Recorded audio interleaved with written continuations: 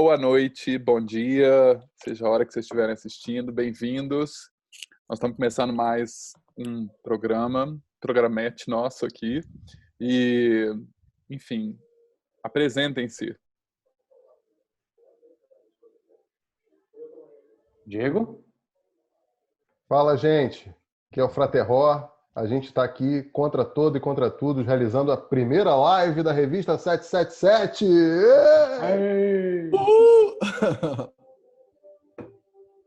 Eu sou o Breno, estou em alguns grupos por aí e também participo aqui da criação e da produção da revista 777. Aqui é o Robson, tem uns textos aí também nas edições da 777 e, pessoal, leiam meus próximos textos aí, todos. E por quem eu falo? Eu sou a Thalita, eu sou a Soraya, eu também participo da revista, também faço alguns textos. Eu sou o Cristiano, Frater Maitreya, assino como eu 56 também na revista. Tamo aí. 93. Agora eu? Sim. Eu sou Nemo, eu faço a edição gráfica da revista e algumas artes também. Maravilhoso. Eu sou Teto 419 e vou hoje mediar essa conversa desse pessoal. E aí eu queria começar sabendo de vocês, gente, como é que a ideia da revista surgiu?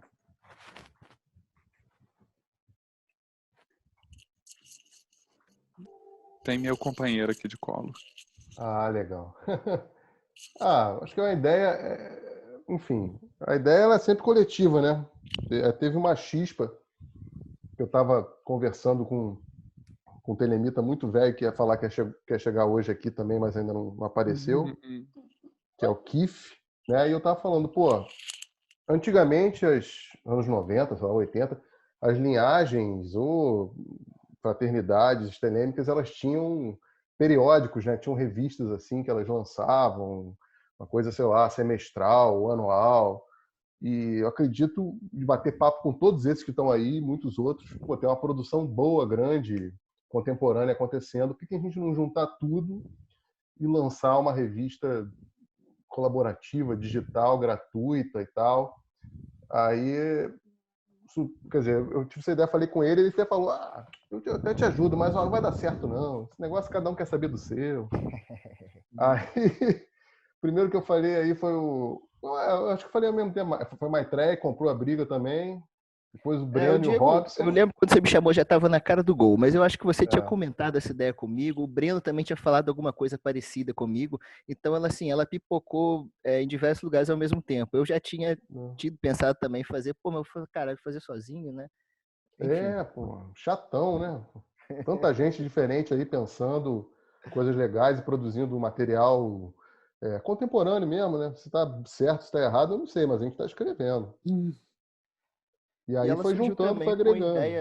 Ideia sempre de colocar arte junto, né? Não só textos, que tivesse textos poéticos, que tivesse arte, que tivesse, enfim, não só coisa séria. Eu achei interessante também, porque eu tinha dado uma olhada no Continuum e também no Black Pearl, alguns periódicos antigos, e eles eram bem técnicos, eles eram muito específicos. Assim, tinha um Liber e ele era comentado, tinha um ritual e ele era comentado. E a proposta de ser uma coisa mais livre mesmo, e mais não tão assim técnica, né? E não tão em caráter de instrução, me interessou bastante. Eu achei legal a proposta.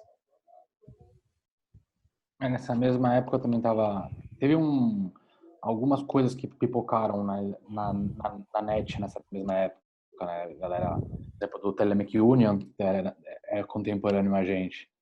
E muito desses papos de ter um espaço para que as pessoas possam escrever, né? Escrever sobre suas vivências, o que acham. E uma coisa que o pessoal está acostumado, né? Que é uma coisa que para mim é muito importante, que eu acho que tem no edital da revista, a personificação de cada texto. As pessoas falam do que elas veem, do que elas acreditam, não uma coisa muito que eu falo direto, tira o sujeito indeterminado, porque a vida é assim, porque blá blá. Isso não, eu acho assim, minha prática é assado.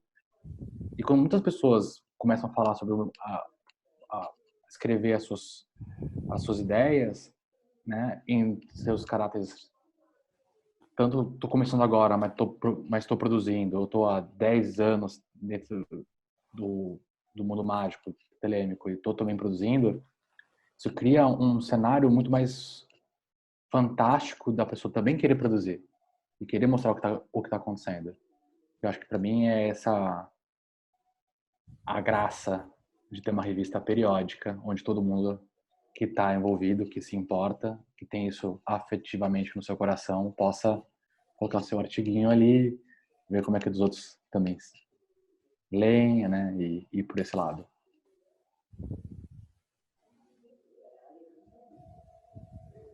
E uma coisa interessante também que acontece na revista é que quando você escreve um texto, os primeiros leitores dos nossos textos são a própria equipe de editores da revista. E aí gera muito debate entre a gente, assim, dos textos, né? Às vezes o Breno vem e faz um comentário sobre um texto que eu escrevi, eu vou lá, vejo um assunto que alguém escreveu e dou um comentário também. Acaba sendo uma troca bem mais interessante do que só produzir um texto e receber um feedback bem depois. Quando a revista saiu, na verdade, a gente às vezes já teve um feedback legal da própria galera da revista, né? Que isso é resultado das revisões e da própria edição da revista mesmo. É bem legal isso.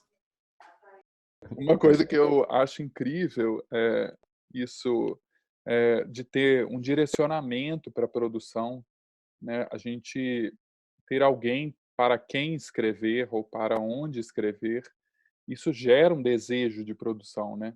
E uma das coisas que logo me encantou também quando eu conheci a revista, quando a revista surgiu, foi a noção de uma produção brasileira.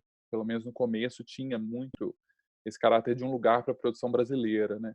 Então acho que isso é uma coisa que trouxe um incentivo para a cena do Brasil que se a gente parar um pouco com o complexo de vira-lata também, que é muito legal isso. Uhum. E tá somando nisso, a ideia original sempre foi por autores e escritas brasileiros. Mas uma coisa que a gente começou a perceber, eu principalmente, né, posso dizer de mim, que muitas vezes revistas já fazem traduções e, via de regra, trazem traduções de pessoas mais antigas, né? Ou é texto revisado do Crowley, ou textos Mathers, né? E tem uma galera nova também no mundo produzindo coisa boa. Então rolou um papo porque também a gente não pode estar apontando para gente nova que tá aí aparecendo, ou no mais, assim, algum texto menos conhecido de atores consagrados, justamente, né? Porque o novo tá aí, né? E é engraçado que o pessoal da gringa, quando a gente fala com essas pessoas, elas topam a ideia também, né? Que estão também tão na pegada, né? Sempre toparam. Né? Sempre toparam. Falar para as pessoas, eu sempre conto essa história que o primeiro colaborador externo que a gente teve foi o Iaon 31, né? Uhum. A nossa capa lá, aquele hexagrama do Brasil, foi ele que fez e deu para a gente usar, né? E desde então sempre tiveram grandes autores telemitas ou magistas norte-americanos, europeus, enfim, nacionalidades mil, escrevendo para a gente, né? E torcendo, vibrando junto com a revista. Mas eu sou do time nacionalista, né? Sou daquele que sou sempre, não, vamos lá, a gente tem que ter Brasil na jogada. E eu vou fazer uma provocação aqui. Eu acho o seguinte, que os grandes textos... É aquela coisa, assim, como a Madonna aí falou, são os textos, a gente vai deglutindo a edição e acaba que em dado momento a gente chega vendo assim, a gente fala assim, caraca, esse texto aqui tá um negócio maravilhoso. O último agora foi da Soror Lotus, né? Nossa querida Soror Lotus, aí de BH também. E, cara, arrebentou. Mas, assim, eu gosto dessa provocação. Os grandes textos, pelo menos da revista, sempre foram de brasileiros. Maravilhoso. Uma coisa que eu gostaria até de perguntar para vocês aqui, a gente já conversamos individualmente aí, cada um, mas assim, qual que é o processo de escrita geralmente de vocês? Vocês partem de uma pergunta que vocês têm, o que vocês leram? Como que é o processo criativo de vocês na hora de escrever? Fala aí, Gabi. Fala aí, Adler, Nemo. Então, meu processo às vezes é com pesquisa. Eu vou atrás de um texto, tem a pesquisa a respeito. Alguns textos eu faço uma releitura do que eu já escrevi, não, do que eu já li, e eu faço uma interpretação por cima também. Aí eu cito a fonte da onde eu pesquisei. Normalmente é assim comigo, pelo menos. Acho que eu lembro de uma releitura sua da Solar Meral, um jeito de jogar, Isso. não sei. Acho que foi seu, né? Isso, foi um texto meu que foi uma releitura da revista que ela tinha, né, o In The Continuum, e aí eu fiz um texto meio com um pouco de releitura do que ela escreveu no artigo dela. Eu vou seguir aí. Então, eu normalmente eu também me inspiro, né, em alguma coisa que eu li e tal, mas sempre me surge alguma crítica, né? O que eu penso diferente desses autores que normalmente são europeus, ou é o Crowley que é europeu, ou é o Kenneth Grant, ou enfim, ou então é algum americano, né? Então, eu sempre vejo alguma coisa diferente. Então, eu sempre tento seguir por uma linha crítica, né? No bom sentido, não de crítica escrota, né? Crítica que agregue algo. Eu comecei a escrever porque eu não gosto de escrever. Uhum. Eu tenho uma dificuldade profunda em pôr o texto no papel. Eu sou absurdamente autocrítico, não gosto do que eu escrevo. Mas eu sei que é uma dificuldade que eu tinha. E é uma necessidade que eu tinha que aprender a dominar e começar a ter um pouco mais de... Então, o meu processo tem algum que tá me pegando, eu gorfo textos e falas e coisas que eu quero falar e super desconexo, e aí eu começo a ler aquilo e tentar montar até virar um texto coerente. Meio que no susto, assim. Em geral, porque tá chegando o prazo da revista e eu tenho que fazer alguma coisa. Aí vem desse momento... Isso é muito legal da periodicidade também, né? Porque colocar um tempo nas coisas, isso ajuda também elas serem produzidas, né? Queria saber, tem uma coisa que a gente, né, vai entrar nessa seara, que é muito a parte da arte, e como a arte está ligada com essa criatividade, essa criação, né? Eu queria apresentar e também dar as boas-vindas e falar aqui de toda a minha admiração e carinho da Soror Nemo, que pegou a nossa revista e levou a um outro patamar, né, de arte. Todo mundo agora fala assim, desde que ela entrou, nossa, mas isso está lindo, essa revista aqui está linda, essa arte e tal. Como funciona para você, Nemo, essa questão de criar arte, de trabalhar em cima, às vezes, de artes alheias até, né? Eu sempre gostei muito da ideia da revista, porque eu acho que a gente mostra o cenário assim, atual telêmico, né? E como a gente está produzindo e como a gente vive. Eu acho que a gente sempre teve um problema de continuidade, acredito, pelo menos no início, assim, questões históricas, de continuidade. Às vezes eram 3 pessoas, assim, tentando levar para frente. E eu acho que hoje a gente vê, sei lá, muita gente produzindo conteúdo e muita coisa acontecendo ao mesmo tempo, e a gente é muito inspirador, assim. Só que eu sempre tive dificuldade para escrever. Eu acho que eu tenho dificuldade para colocar as palavras, assim, no texto e tudo mais. Então eu falei, poxa, eu quero ajudar de alguma forma, acho que vai ser maneiro. Eu quero fazer parte disso, sabe? Para mostrar que, caraca, cara, isso vive, assim, tá pulsante. E, enfim, eu falei, é isso, eu vou fazer a parte gráfica, vou fazer algumas artes. talvez futuramente eu faça algum texto, assim, nunca se sabe. Maravilhoso, maravilhoso. É muito legal isso que você traz também, esse aspecto da revista do vivo dela, né? Que o Breno também fala sobre, assim, do novo, o vivo, o atual dela, que é uma coisa que traz... A gente percebe isso na revista, né? A vitalidade dela, assim. E, enfim, isso leva a leitura a outro nível. E é bem legal também esses diferentes processos de criação, né? Assim, porque a revista, ela traz tantos esses textos que têm um caráter um pouco mais, que eu vou chamar assim, de acadêmicos, né, de pesquisa, quanto os caráteres extremamente íntimos, assim, de escrita de uma poesia que, enfim, e aí, que diz de alguma coisa muito, muito do sujeito, assim.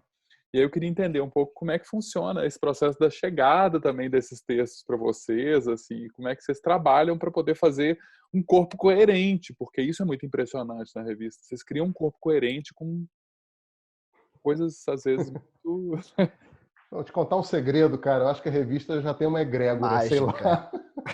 Porque a gente não mexe em nada em texto de ninguém. As coisas vão chegando e elas vão se acochambrando. Às vezes, começou assim, eu estou escrevendo...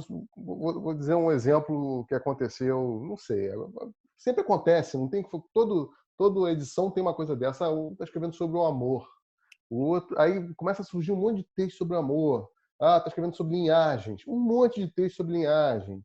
Um texto sobre tarô. Aí tem uns 2 ou 3 de tarô, né? Então, sei lá, tem essa sinergia mágica. A gente tentou algumas vezes conversar, falar assim, não, vamos definir um tema. E nunca acontecia. E a gente começou a reparar que o tema surgia espontaneamente.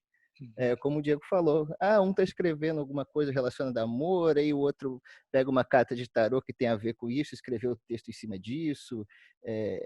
Magicamente as coisas vão se encaixando.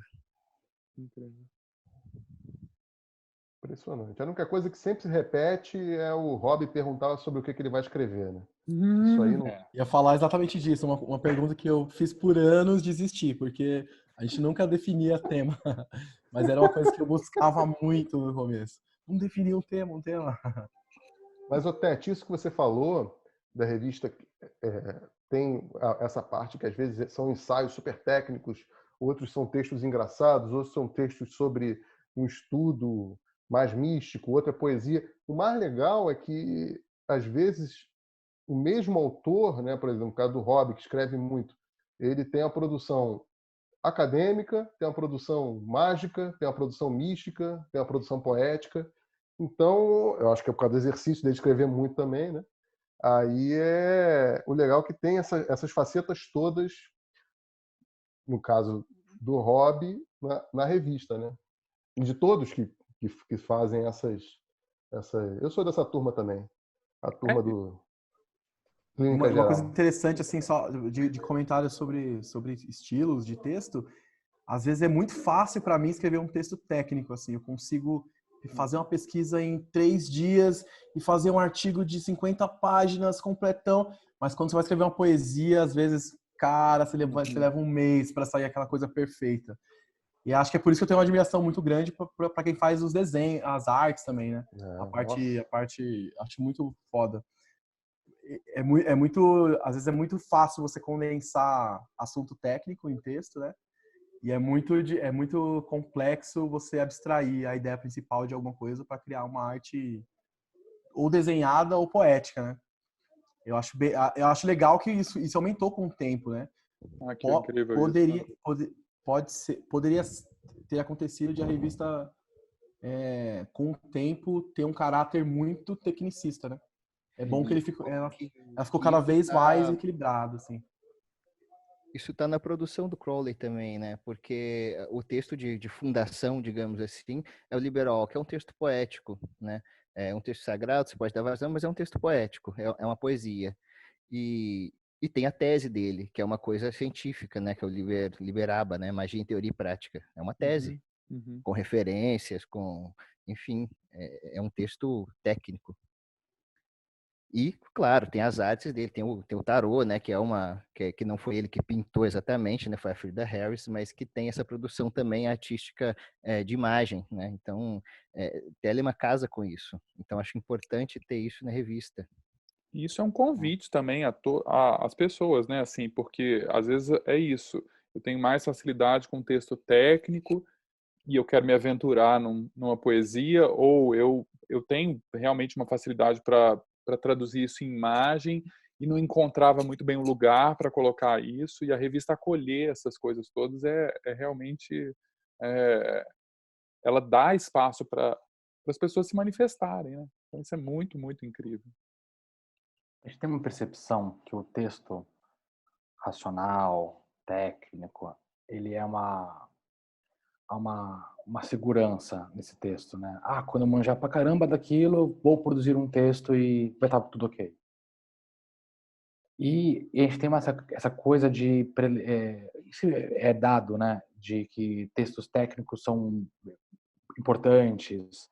E a gente esquece justamente disso, que a gente pode quebrar essa barreira de que, pô, não há... por exemplo, o que me vem à cabeça, a gente tem várias pessoas que a gente vê, nossa, esse cara é muito bom, escreveu vários livros, mas a gente, por exemplo, esquece que tem gente que faz excelentes artes em relação a esoterismo, são ótimos simbolistas. A Steffi Grant tem ótimas imagens. E porque a gente vem de uma herança intelectual, a gente acaba diminuindo, tipo dança também, por exemplo. Não tem como pôr uma dança na revista, super queria. mas um dia a gente faz, não sei como. E que dá liberdade explorar aqui. Até porque a gente fala sobre forma de manifestação, assim, eu acho que é muito da natureza do trabalho. Tanto coisas, tanto no intelectual quanto na intuição mesmo. Assim. Eu acho que é uma coisa que se manifestou muito naturalmente na revista, pelo que eu vejo, mas é muito a natureza do nosso trabalho mesmo, a gente tentar equilibrar, né, esse intelecto com questões de entendimento e etc. Acho muito legal. Sim. Maravilhoso. E essa coisa que, assim, que é tão, às vezes, polêmica, a história das linhagens, assim, né? Porque a revista, ela tem esse caráter de conseguir unir todas as tribos. Agora tu mostrou que é velho pra caramba, hein, bicho? Todas as tribos. Puta que pariu. O lugar de todas as tribos. Tava faltando uma revista de todas as tribos. Mas e aí, como é que vocês veem isso? Acho que a gente vê de uma forma natural. Acho que a parada mais legal é isso. Os americanos que escreveram na revista, alguns são amigos, outros eu não conheço, outros vieram através, né, de Rob, de Breno, de Adler, do Maitreya. Eu não conheci todo mundo, mas, por exemplo, eu falei a primeira vez com a Nema, um pouco antes dela falecer, estava falando com ela da revista, ela está animadíssima com essa coisa de ter muitas linhagens trabalhando junto ao mesmo tempo, cada um respeita as suas posições, enfim, seus trabalhos em si, mas todo mundo se junta e bota a cara junto, né? Então, por exemplo, a Nemo sempre adorou essa ideia. Muita gente da A também, gringo, fica assim de bobeira como a gente consegue ter esse tipo de... eu acho um tipo de convivência, um tipo de contato, um tipo de conversa, e eu acho isso básico, porque Telemann não é luz, vida, amor e liberdade. A gente não conseguir isso entre os nossos pares, vamos conseguir isso aonde, gente? Sim. Sim, mas também assim, tem uma questão também, porque as pessoas imaginam que esse distanciamento ele é muito maior do que o que ele realmente é. Teve uma pessoa aí que comentou uma coisa engraçada, né? Não dá para citar nomes e tal, mas foi uma coisa engraçada e tal, como probacionista. Ele perguntou se ele tinha que se proteger de ataques mágicos, porque tinha rivalidade entre linhagens e tal. O cara, acho que não é bem assim, cara. Relaxa aí, fica tranquilo, que não é por aí. Eu acho que é bem interessante também a questão, o fato de ser uma coisa multilinhagens, porque querendo ou não, todo mundo aqui na revista tem minimamente um senso crítico. Então a gente fica comparando às vezes as coisas assim. E isso é bom, que não práticas ou desenvolvimento pessoal, mas fatos históricos, questões históricas, técnicas, como as pessoas aplicam testes em linhagens diferentes. Eu acho que essas discussões são muito valiosas até para os alunos que chegam, né? Essa carga de questionamento, de questionar, o meu instrutor me passou 3 horas de asana. Mas o professor do fulano de tal passou 1 hora só. E aí, quem está certo e por quê? De onde que veio? De onde que o cara tirou? E pelo fato de sermos próximos e essa discussão, por mais que muitas pessoas evitem, né, chegar nesse ponto, em discutir detalhes de linhagem, eu acho que é uma coisa super produtiva e daria um livro, assim, escancarado de tanta coisa importante que tem aí, que tem de diferença entre as linhagens e que as pessoas que realmente questionam. Já chegou muita gente, eu já vi muita gente perguntando, Robson, eu vi 2 sites aqui qual você acha que é mais interessante para eu seguir? Pelos conhecimentos que você tem das pessoas. E eu acho que isso é uma coisa bem interessante e que devia ser até expandido, essa visão crítica, sabe? Do que realmente é feito e como se faz o desenvolvimento nas linhagens. Não Verdade. poderia... Eu acho que se todo mundo juntar e simplesmente não falar que existe uma rivalidade, as pessoas nem vão parar para pensar nisso, sabe? Porque eu tô tem pouco tempo, tem 2 anos. E para mim isso nunca nem foi um ponto, sabe? Eu nunca nem pensei nisso, porque acho que não conversava muito sobre. Então eu acho que é muito também sobre como que a gente comunica para a galera que tá entrando agora esse assunto, sabe? Talvez se a gente só não falar que isso existe, porque realmente não existe, assim, tecnicamente, e não tem por que existir, mas tem muito o que agregar no sentido de falar, poxa, olha só essas especificidades de cada linhagem, poxa, o que a gente pode fazer em relação a isso, sabe? Do que ficar falando sobre rivalidade em si. Eu não sei se eu parece muito apaziguadora, mas enfim. Exatamente isso. Gente, eu acho muito estranha essa história de rivalidade. Sei lá, acho loucura, né? Cada um faz o seu trabalho, cada um tem o seu... Eu sempre brinco, né, que a gente, pelo menos aqui, não é questão da gente se auto-reconhecer, mas a gente sabe que, pelo menos, assim, existe uma linha sucessória, que as pessoas, os instrutores respeitam Liber 185, Liber 13, que são Liber basilares, né, da Santa Ordem, todo mundo aceita o livro da lei, né, que todo mundo segue de acordo com o ensaio ou dever. Ninguém, sabe, vai inventar coisas esdrúxulas, né? Não vai ter gente aqui cobrando mensalidade, não vai ter gente aqui com... Né? Então, assim, eu acho que é legal e vira esse porto seguro, né? É um porto seguro, porque aposto que quando todo mundo começou aqui, não tinha revista, às vezes as coisas eram mais complexas, né? A nível de informação. Agora você tem um porto seguro. São pessoas de linhagens diferentes. Tem aqui 3 linhagens, né, dos participantes aqui. Também tem a Paula Sororignes, que infelizmente não pôde estar presente aqui com a gente. Mas somos aqui 3 linhagens. A minha ideia, quando a gente começou, até a do Maitreya, a gente convidou todo mundo. Eu convidei todo mundo que você possa imaginar. Pessoas que vocês conhecem, pessoas que vocês nunca ouviram falar. Mas elas existem e eu as convidei. Né? Então, assim, as portas da revista sempre estiveram abertas. E, se eu não me engano, a gente nunca negou nenhum texto. Né? Alguém me lembra aí se a gente negou algum texto? Eu acho que não. Negar nunca. Nunca. Mas Às vezes a pessoa escreveu de uma maneira ruim e fala, putz, tem como você melhorar a sua gramática, coisa assim, tipo, às vezes um negócio que fica meio esquisito e às vezes a pessoa ela vê como uma ofensa pessoal, né? Não vê como alguém preocupado com o texto da pessoa de sair o melhor possível para ela, né? Mas negar assim, nossa, essa pessoa aqui não vai escrever, nunca aconteceu. Mas Fala lá.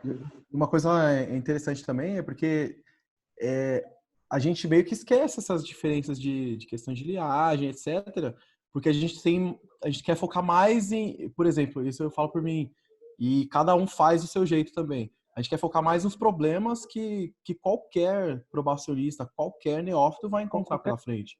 Não só E pessoas também, né? A gente tenta concentrar mais nisso. Quais são as necessidades das pessoas? Que dificuldades elas podem ter que a gente pode ajudar a esclarecer num texto? Ou que sentimento que eu tive que eu posso passar numa arte ou numa poesia?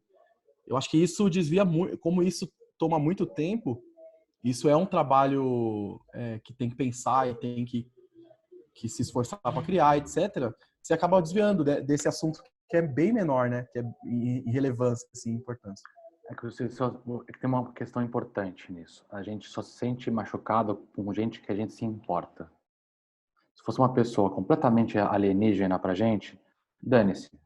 Mas quando você tem alguém que também gosta das mesmas coisas que você, e aí rola uma desavença, né? Por exemplo, imagina isso ao longo do tempo, né? Então acho que é uma questão de refazer essa telha toda, né? Porque a gente vê com muita gente de outros países que eles simplesmente acham um alienígena o que a gente está fazendo. Não deu tempo ainda de começar esse processo. E assim, não dizer nem só, né, é um ponto, mas nessa telemasfera toda, né, tem diversas coisas acontecendo. Então, começar a olhar e falar, vamos todo mundo junto. A gente não, como eu sempre gosto de falar, a gente não enche nem uma arquibancada do estádio do Juventus.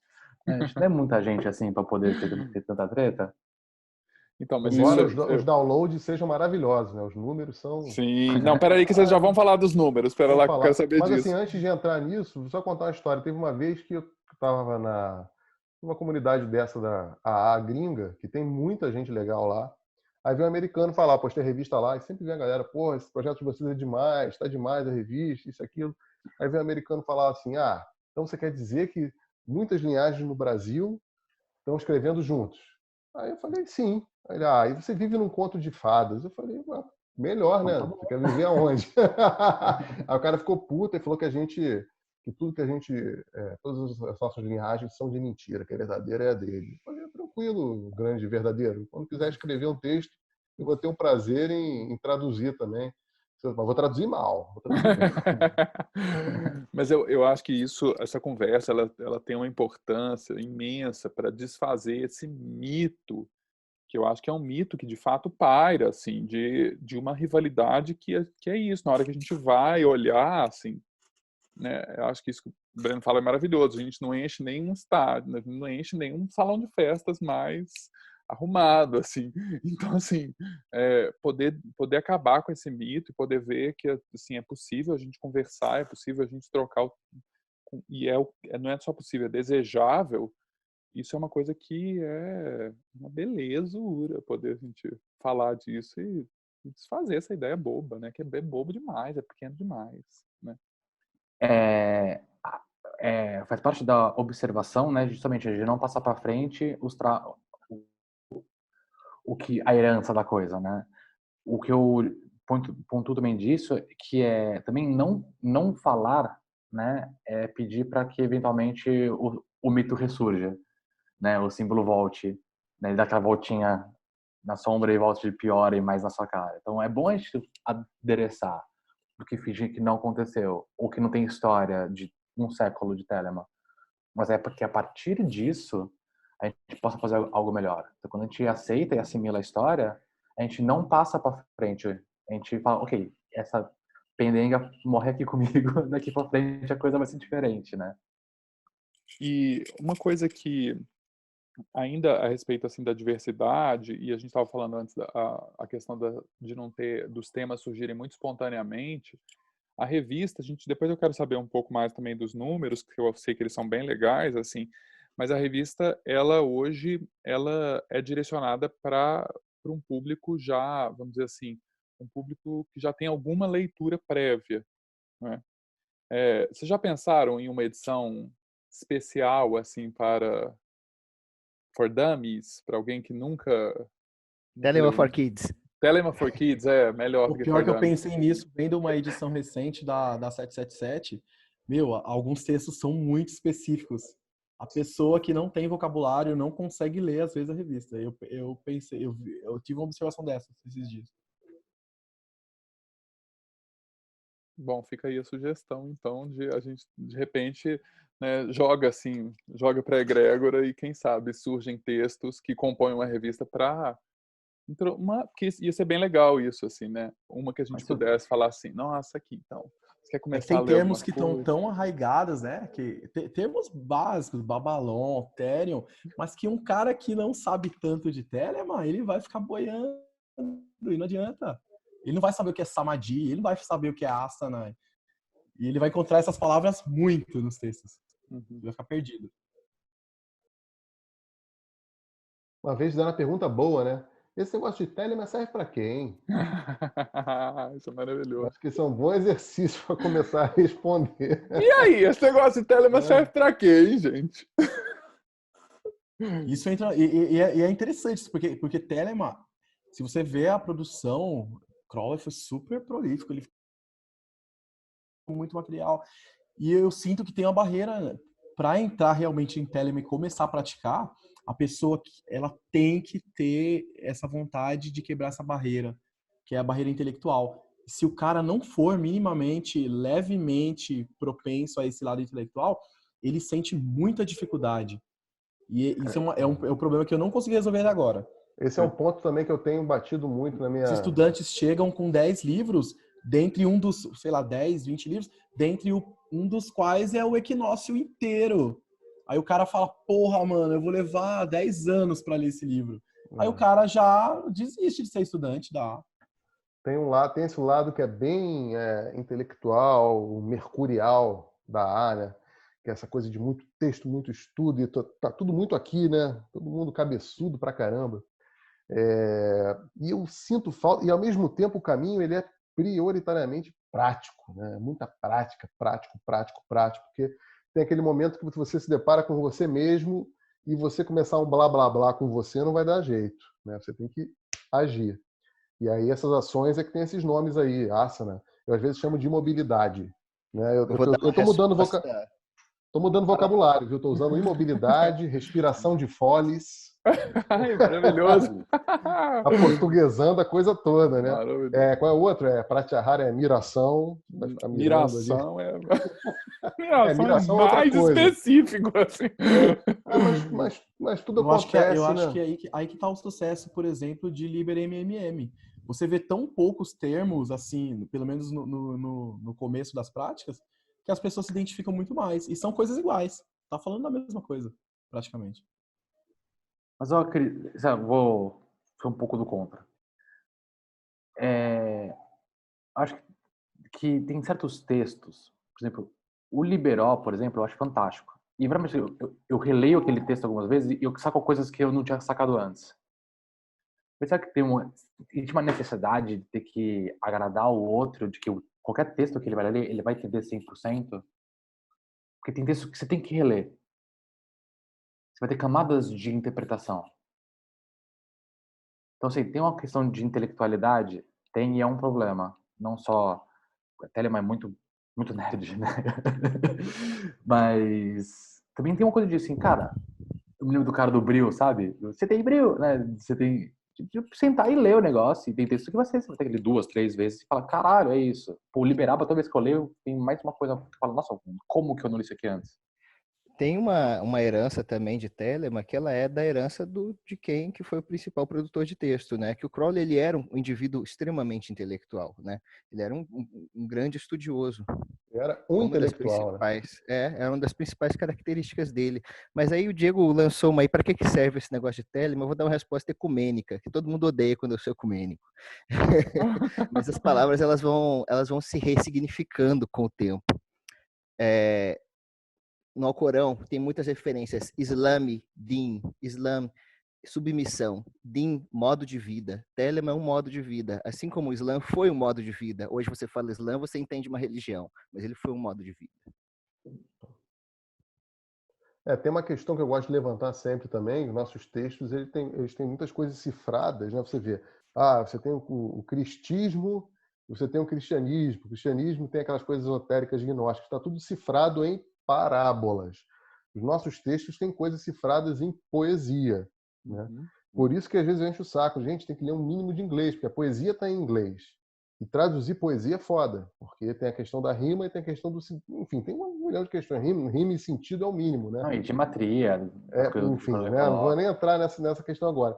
Mas Eu já ouvi gente falando assim, esses livros de poesia do Crowley não servem para nada. Eu nem passo poesia.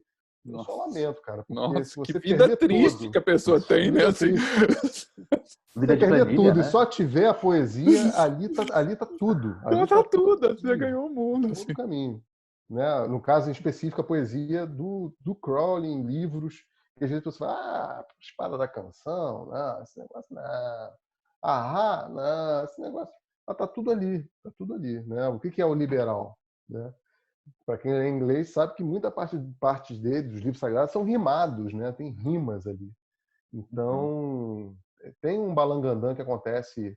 Pô, peraí, sua vida não tem né? poesia? Não, peraí, vamos dar um rolê aqui primeiro, antes, depois a gente fala de Telemann. Pois é. Tipo isso, assim, tipo Pois é. isso mesmo. Assim, Vamos começar com Mário Quintana. Depois... Maravilhoso. Mas E aí é bem interessante essa analogia que você pega a poesia. Muita gente, às vezes, só uma dica aí para quem está iniciando, e às vezes lê liberal e já fala, puta, que bagulho complicado. Às vezes, se você for pelo caminho simples de poesia, de ler o que está escrito e sentir, tá ótimo já. Vale muito mais do que você procurar cifras, que eu vejo que muita gente pega uma frase simples, sei lá, todo número é infinito, uma coisa assim, e a pessoa vai e ela consegue fazer 3 páginas de texto só sobre aquela frase, relacionando com várias coisas, sem saber de onde vem. E às vezes a frase é aquilo mesmo que está escrito, simples, assim, poética. E ela está buscando fazer com que você sinta algo, não que você entenda algo, assim, de forma intelectual. E é bem legal esse jogo da poesia, de levar ele como um texto simples mesmo, e não como algo super complexo.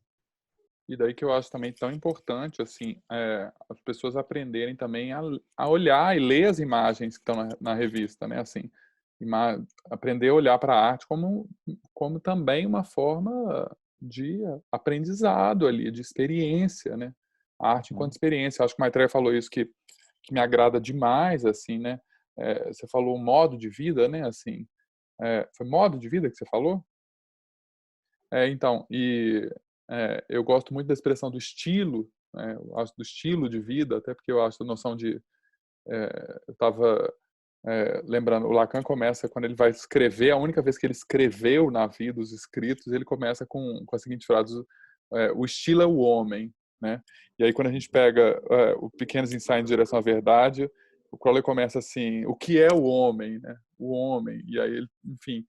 E começa a gente a falar um pouco sobre o que é essa vida que a gente pode levar, né? Que eu acho que a gente também está dizendo disso, desse aspecto que a gente pode ser extremamente cifrado e cabeçudo, né? Mental pra caramba, mas se essa experiência não tiver, a gente tem falado um pouco disso, até porque a gente, acho que todos nós estamos vivendo nós todos estamos vivendo essa experiência da quarentena, né? Assim, de como trazer esse cognitivo, esse mental, esse super intelectual à experiência da carne, à experiência da dança, do corpo, da arte, né? Assim, e, enfim, eu queria ouvir um pouco mais vocês sobre isso. Eu acho que tem um ponto de experiência estética, assim, muito importante, porque o ritual, por exemplo, ele é uma experiência estética. A leitura, temas e tudo mais, até dos livros sagrados, é uma experiência absurdamente estética. E, enfim, eu gostaria de ver mais, assim, sobre essa abordagem, sobre a experiência estética, tanto no ritual quanto nos poemas e tudo mais, porque é basicamente sobre isso, sabe? A maioria do tempo. A gente está falando de uma corrente mágica, né? A gente faz um paralelo muito. Você está sintonizando uma frequência de rádio, tá? Mas o rádio você sintoniza numa frequência, mas a corrente mágica você entra dentro daquela frequência. E uma coisa também que sobre a pergunta que você fez, para que serve Telemann, o que é Telemann, é interessante ver, você vai lá, pega aí, alguém citou aí o Liberaba, por exemplo. Liberaba é um puta compilado de muita coisa. As pessoas às vezes leram a parte 3 lá, completa todas as fórmulas possíveis e não leram a introdução dele, que resume muito bem o que é. Ele observou vários mestres e, tirando todas as crenças possíveis dele, ele tentou resumir o que eles tinham em comum. E a partir disso ele quis transcrever um sistema para conseguir esse algo comum que eles tiveram. Os gênios, os grandes mestres. E é simples assim, tá na introdução esse objetivo, assim, sabe? E as pessoas, às vezes, elas veem que tem uma coisa tão complexa e tão cheia de informação depois, que elas esquecem de Liber 2, a mensagem de Mestre Tério, esses textos super pequenos, e que são bem resumidos, assim, sobre os objetivos de Telema. E às vezes a gente pergunta, porra, vou ler sobre Telema, aí o cara vai direto liberal, putz, aí o cara já fica com medo e volta. Pô, se ele pegar o Liber 2, uma coisinha bem simples, de 2 páginas, porra, mas tem tanta coisa, tem tanta informação nesses Liber mais menorzinhos, né? Menores. Ou a gente pode introdução começar a de sugerir, falar assim, por que você não vê as cartas de tarô? Olha as imagens das cartas de tarô, se deleita com aquilo. Não vai procurar saber o que significa, não, olha para a imagem, né? Assim, isso que a Sorornema fala, que eu acho maravilhoso, assim, há um pouco tempo atrás eu escutei essa frase de uma pessoa que disse para mim assim, olha, a beleza também é medicina, a beleza também é medicina, né? A experiência artística, estética, ela é medicina, né? Ela traz para a gente alguma coisa muito nova e muito especial na vida, né? Tem uma Então, citação do Crowley que eu não lembro onde que ela tá, não, mas ele fala, né? Quem buscar pela beleza não estará errando. Arte e música é o melhor antidepressivo, é o antidepressivo mais barato que tem por aí, né? E perdão? pode ir lá, pode ir lá. Eu não sei, eu tenho uma questão essa de como fazer a coisa ser mais de entrada. E eu não, eu não cheguei a uma resolução ainda de como fazer sem eu... Porque um dos medos de quando você vai falar coisa muito óbvia, muito mastigada, às vezes eu sinto que eu tô ferindo um pouco a liberdade do outro, porque eu tô dando meio que uma verdade ali. Uhum. Né? É assim que é o mínimo, assim que é o básico. E, por outro lado, me lembra também aquela velha discussão dos gnósticos com os não gnósticos, né, do cristianismo, de tem que conhecer a coisa, mas quem não conhece, como é que vai para o paraíso? E, enfim, né? Mas também há uma necessidade de abrir a porta e apresentar o novo para quem está chegando. E de fato, o Telemann tem um problema muito grande de ser convidativo. Então eu não tenho essa resposta, né? Tudo isso que fala isso, eu não sei. Até porque a Estação Paraíso é o quê? Metrô de São Paulo, né? Linha azul. Exatamente. Exatamente. Pensando Se longe, bobear, assim, você cai na consolação. uma viagem que eu não quero que aconteça, claro. Eu não gosto muito da ideia, mas eu acho que com o tempo vai acabar surgindo interpretações de Telemann simplificadas e religiões e grupinhos. E eu acho que isso vai ser o futuro, assim, no longo prazo, daqui a 100 anos. E a gente vai ser, sei lá, o pessoal que estuda mais a fundo, só isso. Eu sou favorável a derrubar o pai, sempre. Tem que matar quem já veio, falar que isso aqui tá bom, isso aqui não é. Depois outras pessoas que usem, que o culto ao Crowley não é um negócio que me interessa. Culto a personalidade nenhuma, né? Exatamente. Já tenho a minha, que já é um saco, imagina. Mas assim, falando sobre essa coisa de arte que a gente está puxando e tá indo legal, eu queria falar que a próxima edição da revista, ela já começou, e ela começou com um poema. Que maravilhoso. Já tem lá no Drive. Se todo mundo concordar, no final aí eu até posso declamar, até porque o poema é meu. Maravilhoso. E essa coisa engraçada, de trabalhar muito com isso, eu comecei com a revista 777 a realizar esses poemas místicos, eu chamo de poemas místicos, de experiências místicas, né? Em forma de poesia. Aí tem alguns que são muito doloridos, tem outros que são meio engraçados, tem outros que são meio eróticos, porque é engraçado, você acaba tendo relações heterogêneas com o sagrado, né? Você tem vários tipos de relação com o sagrado. Né? E aí eu tento, pelo menos nos poemas, eu tento ser bem verdadeiro. Enquanto na escrita, às vezes, não. Às vezes eu estou querendo expor uma coisa que eu nem penso, ou às vezes eu estou expondo o que eu penso. Né? A escrita é uma coisa mais técnica. Agora, a arte, embora ela seja super técnica, ela, para mim, nessa parte de escrita, tem um quê de visceral. Né? Na parte musical, não. Aí é outra história. Mas como é que está para vocês aí, Adler e Nemo, esse pedaço, essa parte de Covid aí, de quarentena? Tá uma merda, né? Eu tô achando maneiro, na verdade. Quer dizer, cara, é interessante porque eu moro sozinha, então eu tô muito sozinha o tempo inteiro. E aí, quanto mais sozinha eu fico, mais eu me encho de mim mesma, sabe? Acho que eu consigo preencher os espaços e entender quais espaços são esses. Mas, fora isso, é complicado, né? Porque parece que do nada você tem tempo demais pra meditar e fazer tudo, e você fica, porra, fudeu, agora eu vou ter que fazer isso mesmo, né? Não tem jeito. Não tem desculpa. E aí você consegue entender, inclusive, quais são as desculpas que você realmente inventa quando você não tem mais elas pra dar. E aí, sabe? Porra, não vou praticar por quê agora? Sabe? Tem esses rolês. Mas tá sendo interessante, assim, tá sendo uma experiência boa, positiva pra mim, pelo menos. Obviamente rola ansiedade, né? Mas...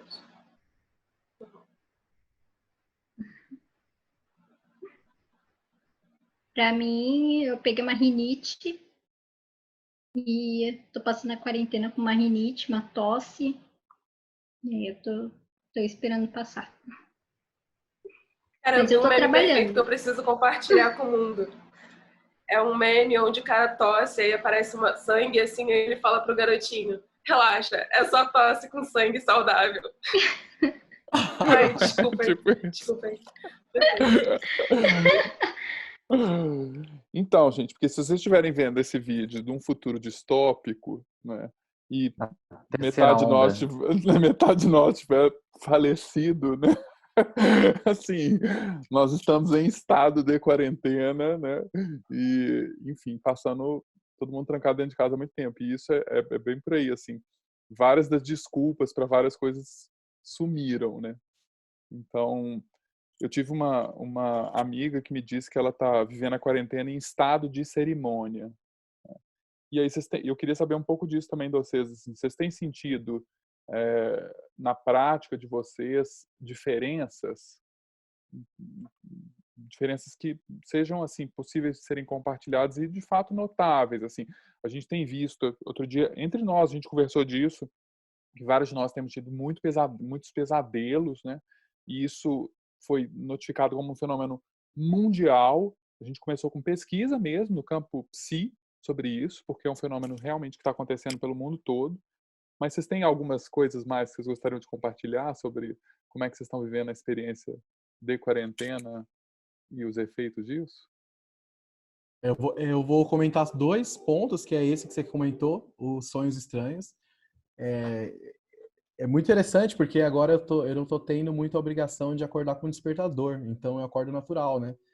E com despertador eu tenho muito problema de lembrar o sonho. E agora, nessa fase de coronavírus, eu tô lembrando todos, todo dia, então eu não tenho uns pesadelos estranhos também, até dei uma lida em umas matérias parecidas, né, que comentavam isso. E o segundo é o que a Nemo falou também, que é a questão de você... Tudo aquilo que você fazia, a procrastinação, a fuga da dor que o humano... A gente está sempre fugindo, né? De coisas dolorosas, de, sei lá, de asana, de estudar, de fazer a comida, de levantar para beber um copo d'água. E como a gente tem bastante tempo, eu estou observando mais para as causas que precedem essas coisas. Essa sensação de evitar fazer algo. E aí eu tô conseguindo me analisar bem mais do que na correria do dia a dia.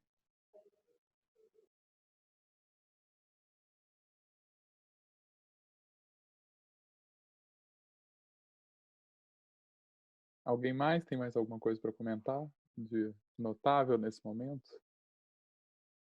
Eu acabou de ter a semana telêmica, a semana ótima, a temporada telêmica, né, que é os textos sagrados até a criação do... E confesso que o começo da quarentena não foi muito fácil, né? Pelo meu trabalho, como eu trabalho muito no em set de produção e tal, né, a minha área deu uma bela diminuída de atividades. Então, muito inicial, tipo, estava mais ansioso, estava mais em pânico ali, tentando ver o que ia acontecer. E tinha um professor né? É a coisa do quando você está bem, você tem que meditar, quando você está pior, aí que você tem que meditar. né? E eu meio que eu peguei isso pra mim, assim, comecei a falar, putz, eu preciso voltar a trabalhar mais sério com a parte mais mística, mais pra dentro, né? Tentar soltar isso, porque a gente tem um pouco mais de olhar pra si, né? Nessa senda mágica, né? E reparar esses momentos, falar, tá, o que eu posso fazer aqui pra começar a dar vazão a essa energia que tá parada, né? E onde eu não tô querendo olhar. Então, eu criei uma dietazinha, veio pós a temporada telêmica de o que eu vou fazer nos próximos 2 meses em relação a práticas mágicas. Aí eu tô fazendo, tipo, dia 1, dia 2, dia 3. Enquanto aquele caderninho estiver funcionando, pra mim eu tenho uma linha ali de tô fazendo alguma coisa, sabe? Me deixa mais são. Bom. Eu também Eu tive os posso pesadelos surtar das ou primeiras fazer a semanas, cena. viu? Ah, é? Também tive esses pesadelos da primeira semana, depois passou. Eu sou naturalmente muito conteudista, né? É um problema que eu tenho, a qualidade é um problema. Então, assim, fiz conteúdo pra caramba com música também, trabalho nesse ramo de entretenimento e arte, diversão que nem o Breno, e nossa vida simplesmente passou de vida para nada, né? E aí, essa loucura de conteudismo, levantei um show, estudando, inventei um curso. Eu agora estou praticando a ação do... a Thalita Adler, que é especialista em chinês, vai poder falar se eu falei certo ou não. A ação do Wu Wei. Wu Wei. E o Fala no que é isso? microfone. Wei. Wu Wei. Eu agora estou no Wu Wei, que é a não ação. Vulgo vagabundagem. Ócio Então, criativo. eu tava na turma dos pesadelos aí também. Eu não sonhei com nada, eu não sei o que é que vocês estão tendo pesadelo, porque comigo não aconteceu nada ainda. Eu tava até tentando astral, mas eu só consigo dormir e não lembrar do sonho, nem de fazer a viagem. Dormir da astral. É, dormir do astral. A gente acho que a gente ainda vai ter um tempo aí para entender um pouco mais, documentar um pouco mais, se a gente encontra mais ressonâncias coletivas, porque eu acho que tem isso nesse momento também, né? Assim, é interessante nesse momento onde a gente está extremamente separado, a gente conseguir, por exemplo, construir essa live de estar junto e começar a ver as experiências que a gente compartilha, né? A gente tem muito um trabalho individual, cada um de nós, tem essa característica,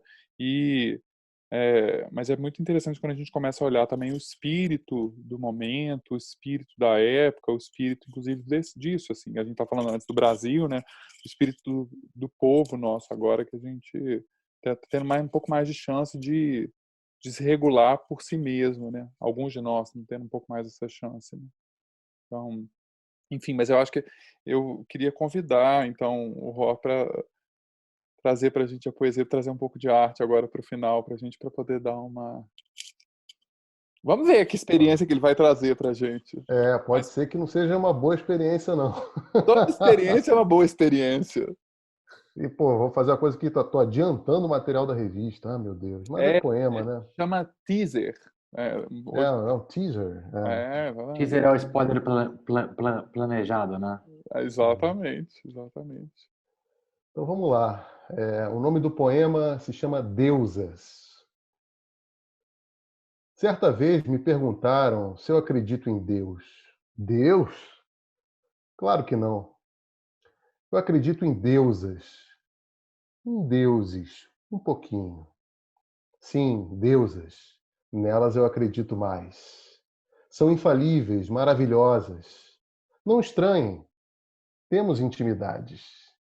Rimos bem alto, nos divertimos, gargalhamos sonoramente, gargalham das minhas piadas. Às vezes, me pregam uma peça também.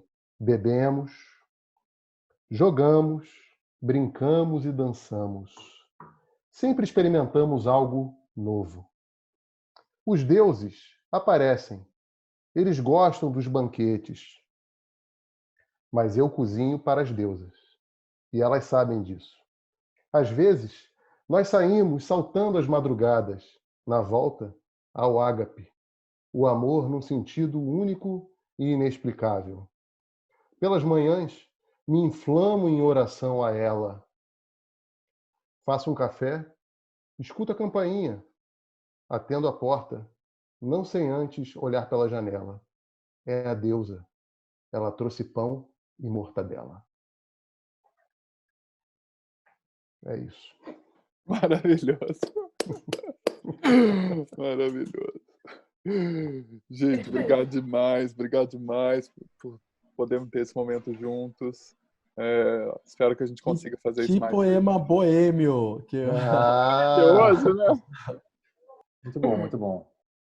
Gente, no It Hadith, pra mim, estão sempre na Portela. Desculpem aí. Como é que tem essa história, né? Poema escrito, ele perde muita graça, né? O poema falado, ele é tão cantado, é tão bom de ouvir, né? Muito bem, gente. Obrigado mesmo. Alguém quer comentar mais alguma coisa? Dar um recado final, dar um salve final aí? Pessoal, vou começar aqui as despedidas, já que ninguém se pronunciou. Foi muito bom fazer a live aí com vocês. Espero que todos leiam a nossa próxima edição aí da 777. E boa quarentena para todos. Fiquem em casa aí, viu, galera?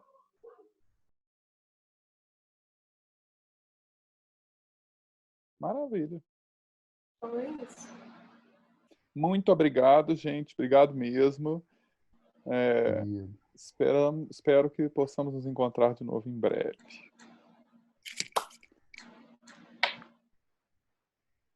93, galera. Tchau, tchau. 93, gente. 93. 93.